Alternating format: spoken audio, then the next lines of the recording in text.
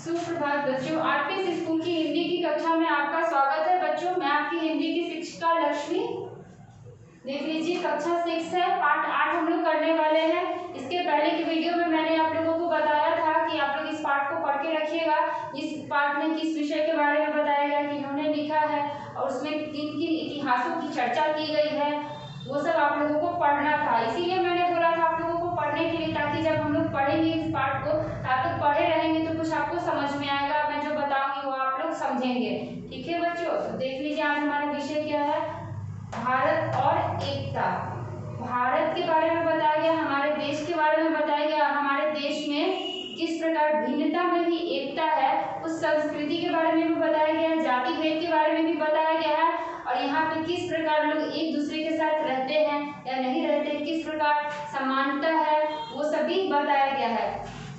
इस पाठ में जवाहरलाल नेहरू जी ने इस पाठ के बारे में, भारत की एकता के बारे में हम लोगों को दिखाया है। भारत की एक अलग तस्वीर जिनसे हम लोग परिचित नहीं है, बहुत सारे ऐसे स्थान हैं जिसके बारे में हम लोग नहीं जानते, उससे हम लोगों को रूबरू कराया है। ठीक है बच्चों, तो चलिए आज हम लोग इस पाठ को शुरू करते हैं।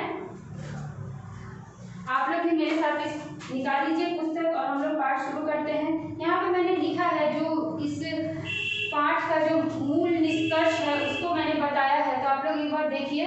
भारतीय संस्कृति ऊपर से चाहे भिन्न दिखाई दे, मतलब हमारी जो संस्कृति है, जो हमारी धरोहर है, जो हमारे रीति रिवाज है, वो चाहे ऊपर से अलग दिखाई दे, भिन्न का अर्थ होता है अलग, पर वह अंदर से एक है। यहाँ पे एकता की बात की गई है कि हम लोग चाहे कहीं भी चले जाए, किसी भी, हमारा भले रूप अलग होगा लेकिन कार्य तो हम लोग वही करेंगे, जो हमारी संस्कृति है उसको तो हम लोग नहीं छोड़ सकते। यहाँ की सांस्कृतिक पहचान है कि मतलब भिन्नता में भी एकता है। प्रारंभिक युग में सब कुछ ठीक था, जो पहले का युग है, जो 9वीं सदी, 11वीं, 12वीं सदी, तब सब कुछ ठीक था, उस सदी के बारे में बताया गया है कि तब बिल्कुल ठीक था, पर धीरे धीरे भारतीय समाज को जाति भेद की भावना ने जकड़ लिया, इससे राष्ट्रीय एकता की हानि हुई है। तो क्या होता है कि समय जैसे जैसे धीरे बदलता है, तो जाति पाति, छुआछूत का भेदभाव इतना ज़्यादा हो जाता है कि लोग एक दूसरे से घृणा करने लगते हैं, नफरत करने लगते हैं, है ना। तो उस संस्कृति, उस धरोहर के बारे में जवाहरलाल नेहरू जी ने इस पूरी पाठ में बताया है। तो चलिए हम लोग पाठ शुरू करते हैं। आप लोग भी मेरे साथ पुस्तक निकाल लीजिए। भारत के इतिहास में दो बातें अजीब है। यहाँ पे भारत के इतिहास के बारे में बताया गया है कि उनकी दो बातें बहुत अजीब है।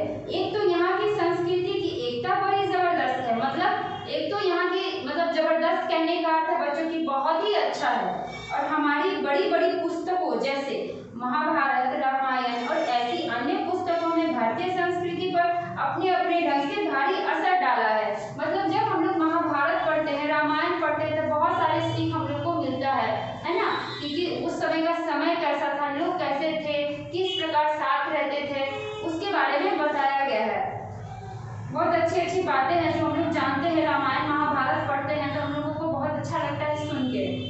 इसके बाद एक आम संस्कृति फैली, हालांकि उसने भारत के अलग अलग हिस्सों में अलग अलग पोशाक पहन ली है, लेकिन बुनियाद वही है। जैसे कि भारत हमारा देश है, इसमें एकता में भी अनेकता है, उसके बारे में बताया गया कि हम लोग जिस जिस जगह में, जैसे कि अगर हम लोग जैसे कि हम लोग गुजरात चले जाएंगे तो वहाँ पे गुजराती की संख्या हम लोग को ज़्यादा मिलेगी, लेकिन है तो हम लोग अंदर से हिंदुस्तानी ही। फिर महाराष्ट्र चले जाएंगे, वहाँ मराठी के दर्शन हम लोग को हो जाएंगे, बंगाल में बंगाली का, बिहार में बिहार, है ना। मतलब सबका रूप अलग है लेकिन हम लोग एक है, उसके बारे में यहाँ बताया गया। लेकिन जो हमारी बुनियाद है वो तो एक है। स्वतंत्रता दिवस यहाँ भी वैसे ही मनाया जाता है जैसे बाहर मनाया जाता है, बस हमारा रूप अलग हो गया है, पोशाक अलग हो गया, उसके बारे में बताया गया है।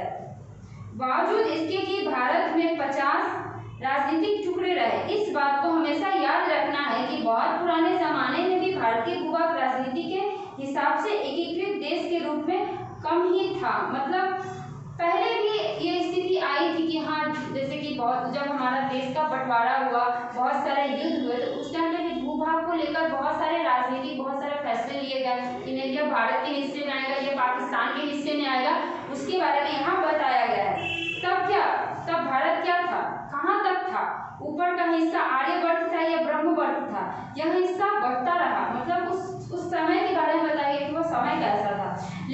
जिसे आज हम हिंदुस्तान कहते हैं, यह बड़े से बड़े समय यानी अशोक के समय में पूरा एक नहीं था, है ना। बहुत सारे नाम दिए गए, भारोगे नाम दिए गए, फिर भारत, फिर हिंदू, फिर हिंदुस्तान, मतलब बहुत। जब हम लोग जब तक गुलाम थे तो हमारी स्थिति जो थी उसके बारे में बताया गया है। और आज़ादी देश में हम लोग उस रूप से जवाहरलाल नेहरू जी तुलना कर रहे थे, वो समय हमारा कैसा था और आज का समय हमारा कैसा है। यह बड़े से बड़े समय यानी अशोक के रूप में भी एक पूरा नहीं था, इसमें फिर थोड़ा सा रह गया था। उसके बाद देश के फिर टुकड़े हो गए। जब हमारा देश का बंटवारा हुआ तो बहुत सारे टुकड़े हुए। हमारे यहाँ राजनीतिक देश को जोड़ती नहीं है, राजनीतिक के ख्याल से भारत को जोड़ने का विचार पिछले जमाने में बहुत कमजोर था। वो तो हम लोग आज भी राजनीति का जब ढांचा देखते हैं तो एकता हमें तो अभी भी नजर नहीं आती, तो उस जमाने की हम लोग क्या बात करें। आप देखिए भारत के लोग कहाँ कहाँ जाते थे, है ना।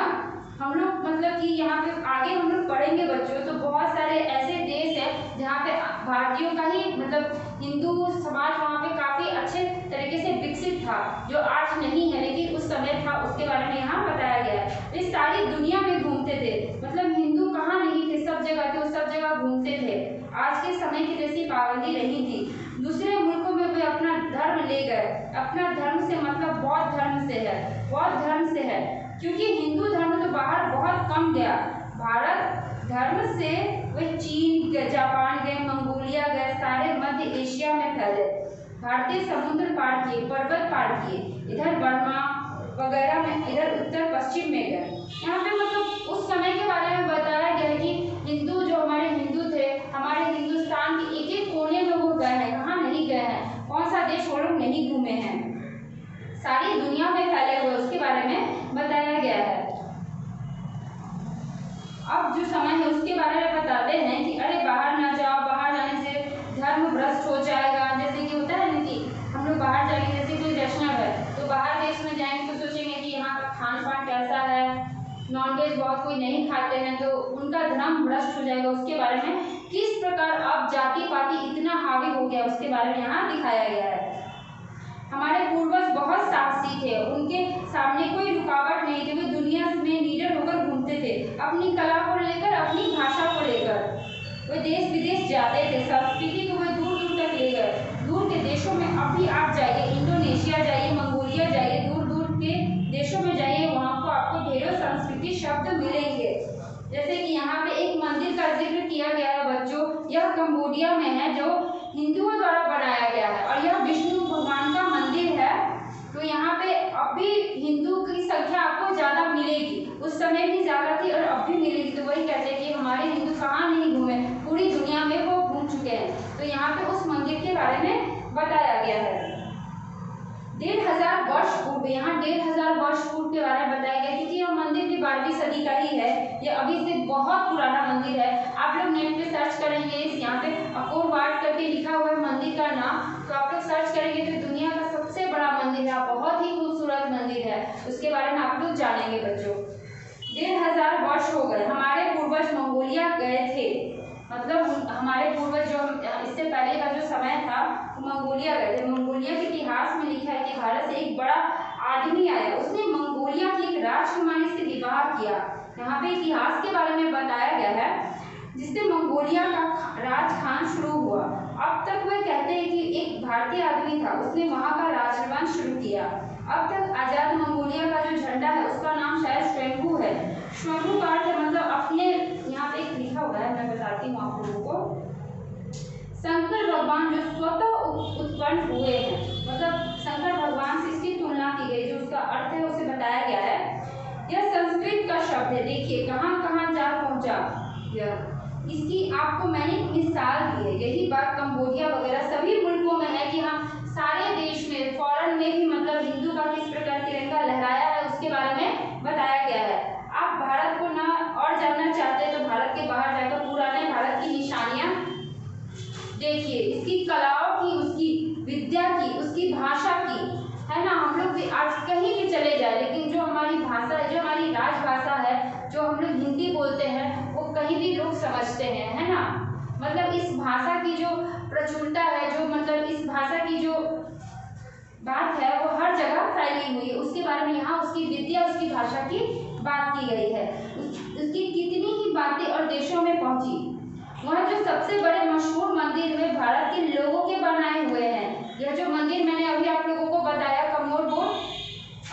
अंकोर वाट कंबोडिया में जो है वो हिंदुओं के द्वारा ही बनाया हुआ है, और आज भी उस देश में हिंदू और मुसलमान की संख्या उतनी है जितनी हिंदू की है।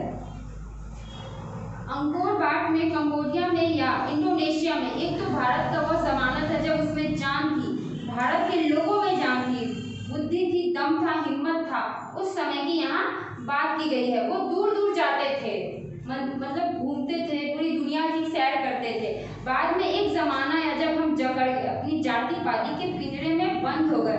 किस प्रकार आज हम लोग आजाद भी है तो बच्चों, कभी आज हमारी स्त्रियां, हमारी बेटियां, हमारी बहनें रात में बाहर जाने में भी डरती है। क्यों डरती है? क्योंकि आज भी हम लोग किस तरह जाति पाति का भेदभाव है, हिंदू मुसलमान का भेदभाव है। एकता में अनेकता होने के बाद भी किस प्रकार हम लोग बंधे हुए हैं, उसको यहाँ पे वो बता रहे कि वो समय कैसा था और आज का समय कैसा है। आज हम लोग स्वतंत्र होकर भी कभी कभी आजाद महसूस नहीं करते हैं। जाति पाति इतना हावी है वो दिखाया गया है। यहाँ से वहां नहीं जाओ, इसके साथ खाना नहीं खाओ, उसके साथ विवाह नहीं करना, उसको छुओ नहीं, वगैरह वगैरह बहुत सारी बातें हैं। एक युग था कि भारत के लोग दुनिया में घूमते थे, दूसरे युग में उसी भारत के लोग एक दूसरे से ही टकराने लगे। मतलब कि वही बताया गया है कि किस प्रकार इस आजाद देश में भी हम लोग एक दूसरे से घृणा कर रहे हैं, नफरत कर रहे हैं, डर रहे हैं, है ना। आज भी हिंदू मुसलमान किस प्रकार हावी है। हम लोग छोटे जाति को छूने से डरते हैं, छुआछूत लग जाएगा। बहुत सारे ऐसे उपन्यास है बच्चों, आप लोग पढ़ेंगे तो आप लोग डर जाएंगे कि आज के समय में भी लोग ऐसी मानसिकता रखते हैं। इस आजाद देश में भी किस प्रकार लोग अपने मन को गुलाम बनाए हुए हैं। तो यहाँ पे वही सारी बातें की गई है, एकता की बातें की गई है कि अगर हमारे मन में एकता हो तो एकता को किस प्रकार हम लोग इसको फैला सकते हैं, दूसरों को बता सकते हैं, है ना। कोई एक दिवस आता है तो हम लोग मनाते हैं, सब एक साथ है, मिलजुल कर बातें करते हैं, लेकिन वो बस बातें तक ही सीमित रह जाती है। हम लोग एक है ऐसा हम लोग को बताना नहीं, हम लोग को वो साथ रहकर जताना है ना। तो आज के लिए इतना ही। आगे के वीडियो में हम लोग आगे का पाठ करेंगे बच्चों, उसमें हम लोग पूरा कर लेंगे। यहाँ पे आप लोग देख लीजिए, भौगोलिक विविधता से परिचय किया गया है, लक्ष्य शाही एकाग्रता दिखाई गई है, जिज्ञासु प्रवृत्ति का विकास है, बाधाओं से न घबराओ, सामाजिक समरसता दिखाया गया है। बहुत सारे जो बिंदु है इसको आप लोगों को विस्तार में समझना है। आप लोगों को जो नहीं समझ में आएगा मैं वो बताने के लिए आप लोगों को। भारत के इतिहास में कौन सी दो बातें अजीब है, तो ये आप लोग जब पहला पाठ ही शुरू करेंगे तो उसी में आप लोग को मिल जाएगा कि कौन सी दो बातें अजीब है। जो संस्कृति की बातें अजीब है उसके बारे में बताया गया है। तो आगे की वीडियो में हम लोग पूरा जो प्रश्न उत्तर है उससे भी थोड़ा रूबरू होंगे और पूरा पाठ भी करेंगे। आज के लिए इतना ही बच्चों, धन्यवाद।